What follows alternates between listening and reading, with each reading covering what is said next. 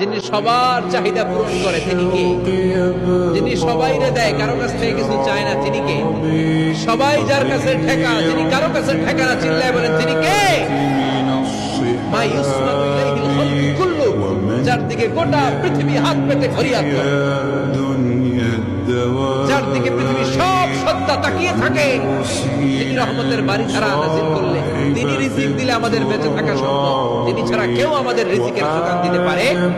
তার নাম সামাদ। চিল্লায় বলেন তার নাম কি?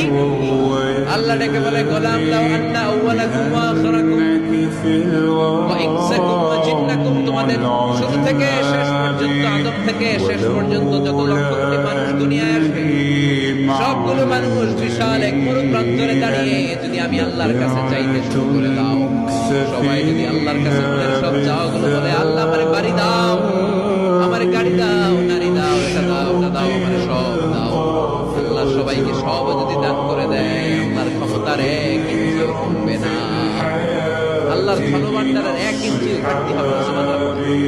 এজন্য কেউ যেটা পারে না, পারে কে? আমাদের যার যা দরকার আল্লাহ সবাইরে সব দিয়ে দেয়, ওনার ভাণ্ডারের কিছু কমতি হবে, এজন্য ওনার নাম সামাদ।